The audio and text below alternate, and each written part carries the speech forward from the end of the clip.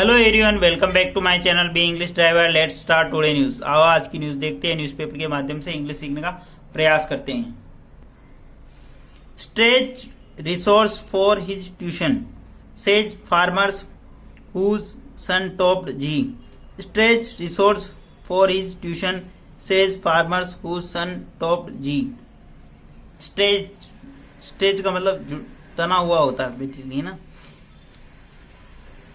जी top करने वाले के पिता ने, ठीक है ना, फार्मर्स ने कहा कि उसके लिए जो ट्यूशन के लिए रिसोर्सेज जुटाए, ठीक है ना। Stretch resource for his tuition, stretch यानी उसके लिए ट्यूशन के लिए रिसोर्स जुटाए। से किसने कहा? फार्मर्स यानी किसान ने। हु सन टॉप, जिसके पुत्र ने जी टॉप किया है, सर्वोच्च अंक प्राप्त किए। टॉप करना मतलब सर्वोच्च अंक प्राप्त करना या सर्वोच्च स्थान प्राप्त करना, ठीक है। प्लीज अगर वीडियो अच्छा लगे तो इसको लाइक करना, शेयर करना और चैनल पर फर्स्ट टाइम आए तो सब्सक्राइब करना ना भूले। डेली बेसिस पे आपको इस प्रकार अच्छे अच्छे वीडियो मिला करेंगे।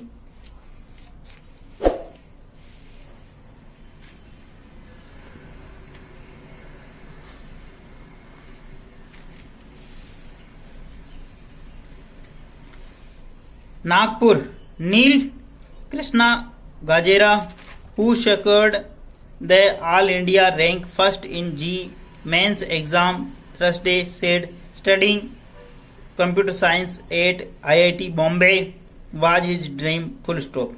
नील कृष्णा काजेरा, ठीक है ना, अब इनके बारे में इंफॉर्मेशन दे रहा। हु सेक्योर्ड, उसने प्राप्त किया, the all India rank first यानी जी के अंदर मेंस के अंदर ऑल इंडिया रैंक यानी पहली रैंक प्राप्त की, ठीक है ना, ऑल इंडिया फर्स्ट रैंक है ना।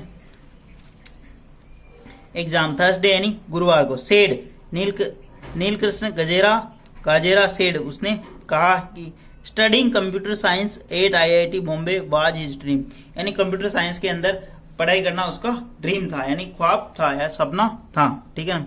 नीलकृष्ण गाजेरा, ठीक है ना, गाजेरा है ना। सेड इसकी जो वर्ब है ये यहाँ पे studying computer science eight IIT Bombay. जब भी पर्टिकुलर पहले स्थान की बात हो या पर्टिकुलर इंस्टीट्यूट की बात हो तो वहां पे at preposition IIT Bombay was his dream, उसका सपना था, ठीक है ना। हु, अब हु रिलेटिव प्रणाली, हु सिक्योर्ड यानी प्राप्त किए, ठीक है ना, हासिल की, the all India rank first in JEE mains के अंदर उसने ऑल इंडिया रैंक फर्स्ट प्राप्त की, ठीक है। प्लीज अगर वीडियो अच्छा लगे तो इसको लाइक करना, शेयर करना और चैनल फर्स्ट टाइम आए तो सब्सक्राइब करना ना भूले। डेली बेसिस पर आपको इस प्रकार अच्छे अच्छे वीडियो मिला करेंगे। The 18-year-old prepared for the exam at coaching institute in Nagpur with a 75% scholarship full stop। The 18-year-old यानी 18 वर्षीय ने प्रिपेयर्ड यानी तैयार की, फॉर एग्जाम यानी एग्जाम की प्रिपेयर यानी प्रिपेयर किया, एग्जाम को प्रिपेयर यानी एग्जाम की तैयारी की। एट कोचिंग इंस्टीट्यूट यानी कोचिंग संस्था के अंदर, इन नागपुर के अंदर, ठीक है ना, विथ ए 75% स्कॉलरशिप यानी 75% छात्रवृत्ति के साथ, ठीक है। द 18-year-old प्रिपेयर्ड यानी 18 वर्षीय ने प्रिपेयर्ड किया। 18 वर्षीय की बात हो रही है ना, किसकी बात? नीलकृष्ण कौन है? जो कि 18 वर्षीय है। प्रिपेयर्ड यानी तैयार किया, फॉर एग्जाम यानी एग्जाम की तैयारी की। एट कोचिंग इंस्टीट्यूट यानी कोचिंग संस्था के अंदर, इन नागपुर के अंदर, विथ 75% स्कॉलरशिप यानी 75% छात्रवृत्ति के साथ, ठीक है ना। द 18-year-old यहाँ पे सब्जेक्ट काम कर रहा, प्रिपेयर्ड यानी तैयार किया, फॉर द एग्जाम यानी एग्जाम के लिए। एट कोचिंग इंस्टीट्यूट यानी कोचिंग संस्था में, इन नागपुर के, विथ 75% स्कॉलरशिप यानी 75% छात्रवृत्ति के साथ, ठीक है। Maintaining balance between studies and personal well being, Neel Krishna said he exercise and meditate in his free time and stay away from social media full stop. वापस देखते हैं। मेंटेनिंग यानी प्रबंध या मेंटेन यानी रखते हुए, ठीक है ना। बैलेंस बिटवीन के बाद में हमेशा एंड आता, ठीक है, बिटवीन और एंड का पेयर होता। Maintaining balance studies and personal well being यानी अपने स्वास्थ्य का ध्यान रखते हुए, यानी दैनिक दिनचर्या का ध्यान रखते हुए। मेंटेनिंग यानी बैलेंस रखते हुए यानी प्रबंध रखते हुए, यानी अपने स्वास्थ्य का और पढ़ाई का ध्यान रखते हुए। नीलकृष्णा ने कहा ही एक्सरसाइज व्यायाम करता था and meditate in the his free time, उसके फ्री टाइम यानी स्वतंत्र टाइम के अंदर, एंड स्टे अवे और दूर रहता था फ्रॉम सोशल मीडिया से वह दूर रहता था। मेंटेनिंग यानी प्रबंध करना, मेंटेन का मतलब प्रबंध करना होता है ऐसे बेसिकली, लेकिन मेंटेनिंग का मतलब यहाँ पर बनाए रखना, ठीक है ना, बनाए रखना, बैलेंस यानी संतुलन बनाए रखना अध्ययन और पर्सनल वेलबींग यानी दैनिक दिनचर्या के अंदर यानी अपने स्वास्थ्य के बीच में और पढ़ाई के बीच में संतुलन बनाए रखते हुए निष्कर्षण ही एक्सरसाइज वह व्यायाम करता था और मेडिटेट करता था in the his free time, वह अपने फ्री टाइम के अंदर, एंड स्टे अवे और दूर रहता था social media. I only had WhatsApp to communicate with teacher, I यानी उसके statement inverted comma, I only had WhatsApp to communicate, I यानी मेरे पास था, ओनली यानी सिर्फ व्हाट्सएप था, टू कम्युनिकेट यानी बातचीत करने के लिए, विद टीचर यानी अपने अध्यापकों के साथ। I would wake up 5 AM and hit the bed by 10 PM, आई यानी मैं उठ जाया करता था, वेकअप यानी उठ जाया करता 5 PM यानी 5 बजे, एंड हिट द बेड और बिस्तर पर जाता था 10 PM यानी 10 PM यानी 10 बजे, ठीक है। वापस देखते हैं। आई ओनली हैड व्हाट्सएप, मेरे पास व्हाट्सएप था, टू कम्युनिकेट यानी वार्तालाप करने के लिए, विद टीचर्स यानी अपने अध्यापकों के साथ। आई वुड वेकअप मैं उठ जाया करता था 5 AM यानी 5 बजे, and hit the bed by 10 PM और 10 बजे तक मैं बिस्तर में जाता था, ठीक है। Apart from attending tuition classes I would study for 7 hours he said, apart from के अलावा, अटेंडिंग ट्यूशन क्लास अटेंड करने के अलावा, I would study for 7 hours मैं ट्यूशन क्लास के अलावा 7 घंटे पढ़ाई करता।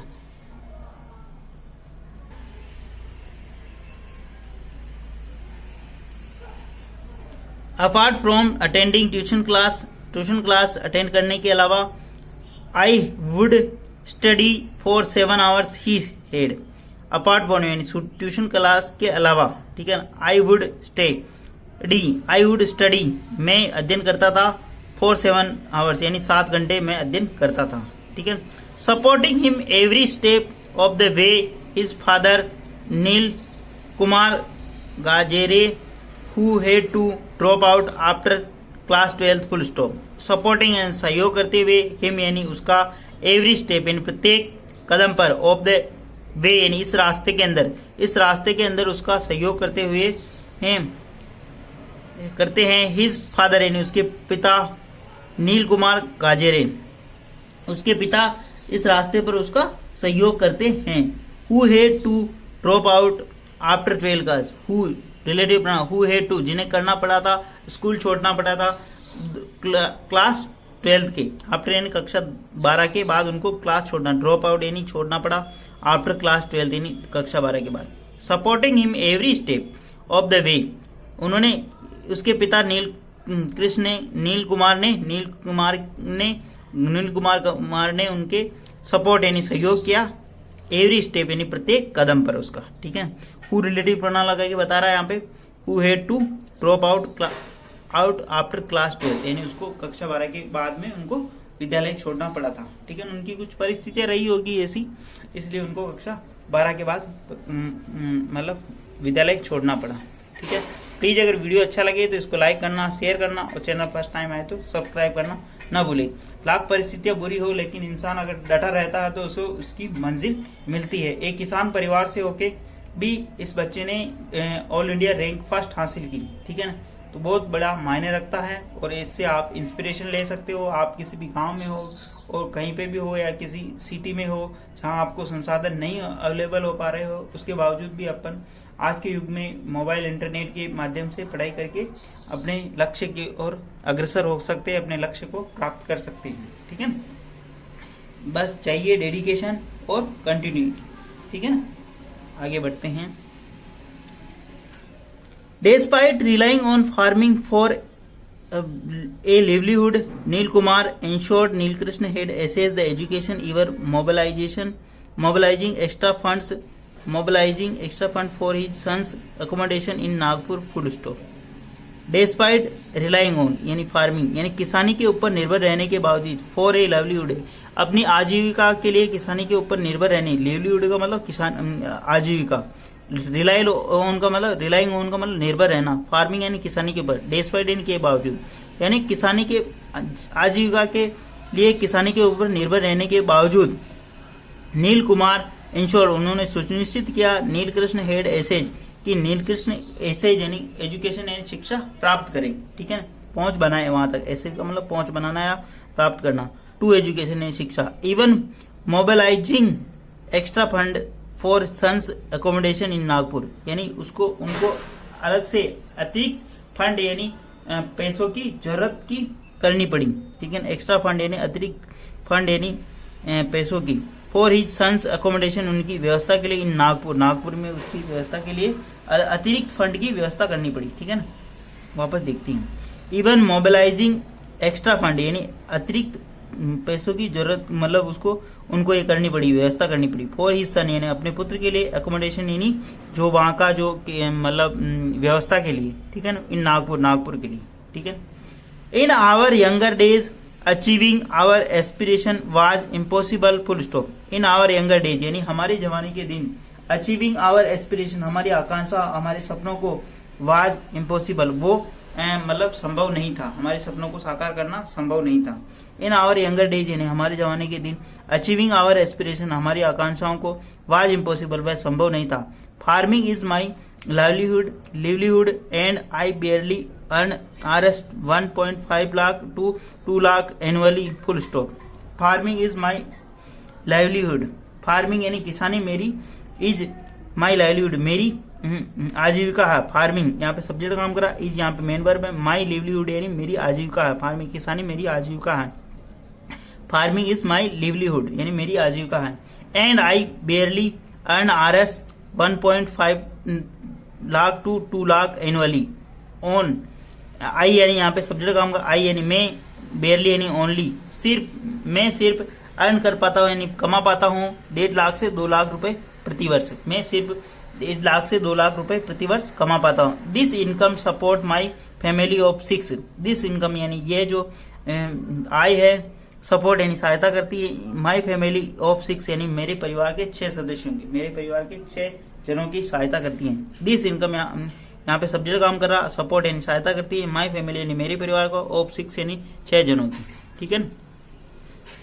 We have had to stretch our resource to ensure his education. We have had to stretch our resource to ensure his education, Neel Kumar said, full stop. We have had to हमें करना पड़ा stretch यानी जुटाने पड़े, आवर रिसोर्स यानी हमारे resource, to ensure यानी सुनिश्चित करने के लिए, हिज एजुकेशन यानी उसकी शिक्षा सुनिश्चित करने के लिए हमारे को रिसोर्सों को जुटाना पड़ा यानी संसाधन जुटाना पड़े। वी यहाँ पे सब्जेक्ट काम करा, हैव प्लस वर्ब की करना, वी हैव हैड टू हमें करना पड़ा, स्ट्रेच यानी जुटाने पड़े, our resources, our resource, my resource, your resource, ठीक है ना, हिज रिसोर्स, आवर के बाद या आवर या पजेसिव एडजेक्टिव का, पजेसिव एडजेक्टिव के बाद में नाउन आता, टू इंश्योर यानी सुनिश्चित करने के, हिज एजुकेशन यानी उसकी शिक्षा, his education, my education, your education, her education, ठीक है ना। हिज भी यहाँ पे पजेसिव एडजेक्टिव का आता और पजेसिव एडजेक्टिव के बाद में नाउन आता। नील कुमार ने ऐसा कहा। NTA conducted the G Mains 2024 exam in 2 attempts in January, February and April respectively, full stop.